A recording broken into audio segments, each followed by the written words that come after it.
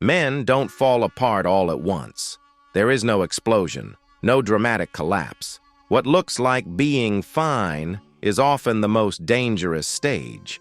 He still wakes up early, still goes to work, still provides, still shows up. But inside, something is quietly thinning. Patience shortens.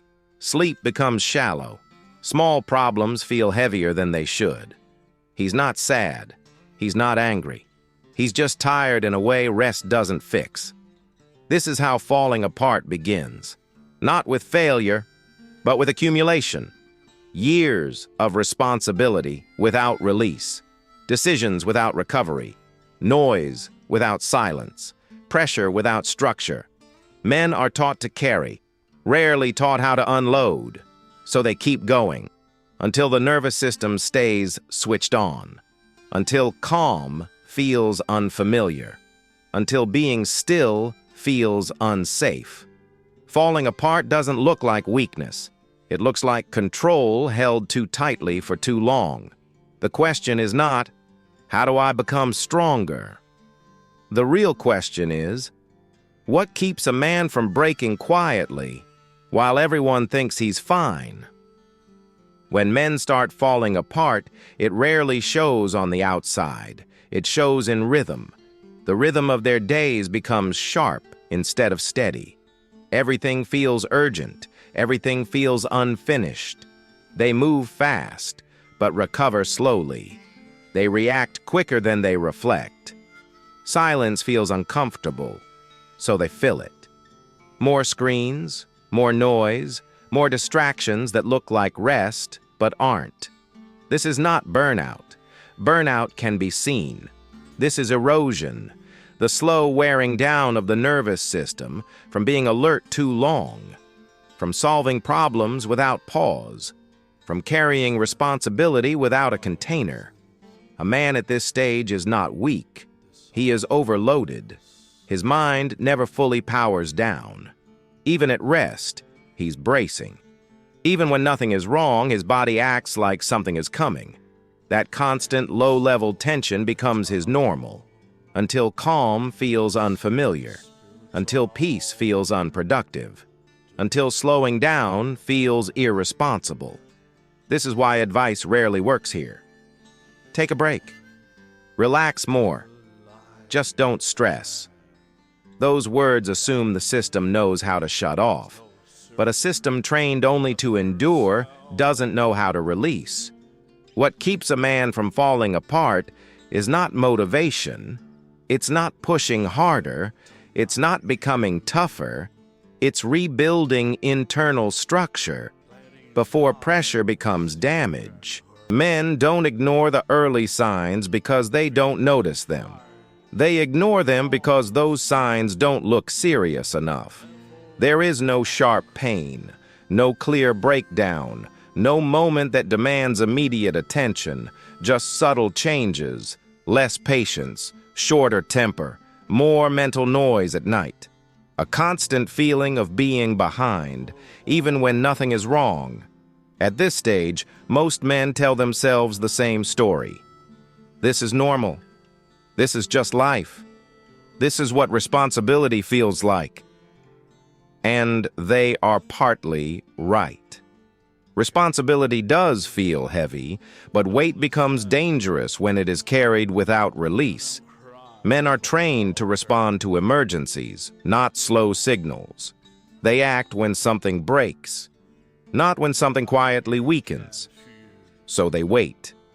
They wait until the body forces the conversation, through exhaustion, through emotional numbness, through anger that no longer matches the situation. Another reason men ignore the signs is identity. Admitting strain feels like admitting failure. Slowing down feels like losing momentum. Rest feels undeserved. So instead of adjusting the structure, they harden it. They push through. They compress their days tighter. They remove softness instead of removing pressure. What they don't realize is this. Falling apart is rarely caused by one heavy moment. It is caused by thousands of small moments that were never processed. Signals were not loud, but they were consistent. And consistency, ignored long enough, becomes collapse.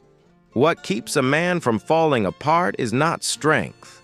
Strong men break all the time. It's not willpower either. Willpower burns fast when it's used to hold everything together. What actually keeps a man intact is structure. Structure for the nervous system, structure for decision-making, structure for recovery. Men who don't fall apart don't live louder lives. They live more contained ones. Their days are not packed. They are shaped. Fewer decisions, predictable rhythms, clear edges between effort and rest. They don't rely on feeling calm. They build conditions where calm can return. This is subtle but critical. A consistent wake-up time. Movement that discharges tension instead of chasing performance. Meals that stabilize energy instead of spiking it. Silence that isn't filled immediately. None of this looks impressive. That's why most people skip it.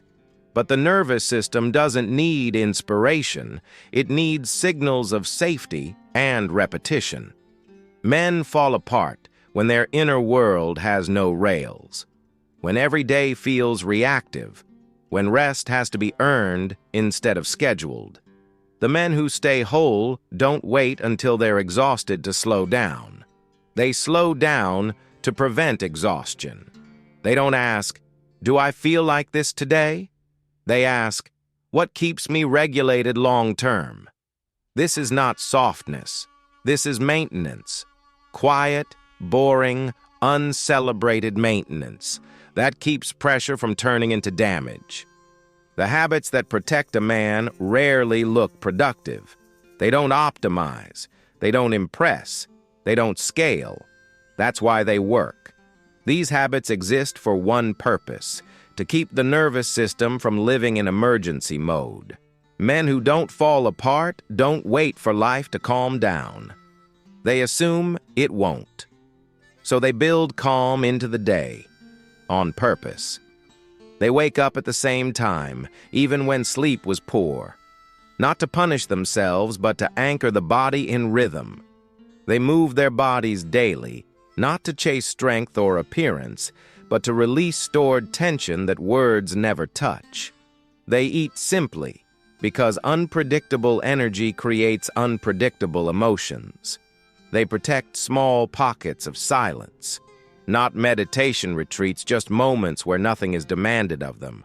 No input, no performance, no problem to solve. These moments look empty from the outside, but internally they reset the system. Men fall apart when everything feels reactive, when every hour is consumed by someone else's needs, when rest only happens by accident. The men who stay whole schedule recovery the same way they schedule responsibility. They go to bed at a consistent hour, not because they're disciplined, but because they respect the limits of the human system. They limit stimulation at night because a brain that never slows eventually stops feeling safe. None of this is dramatic. None of it is motivational. It is quiet prevention, the kind that no one notices until it's missing. By the time most men realize they're falling apart, the damage has been accumulating for years. The men who don't break started protecting themselves long before the cracks appeared. A man doesn't fall apart because he is weak. He falls apart because he stays alert for too long, because he carries more than he releases, because he adapts instead of recovers, because he learns how to endure, but not how to regulate. What keeps a man whole is rarely visible. No one applauds it. No one notices it. It looks like uneventful days, predictable routines, quiet evenings, a nervous system that finally believes nothing is about to happen. This kind of stability doesn't feel exciting. At first, it feels empty. But that emptiness is space. And space is where the body remembers how to rest. Men don't need to become someone new to stop falling apart. They need to stop living as if everything is an emergency. Not every tension needs to be solved. Not every thought needs an answer. Not every pressure needs to be carried alone. Strength, at this stage of life, is not how much you can hold. It's how much you can release, without guilt.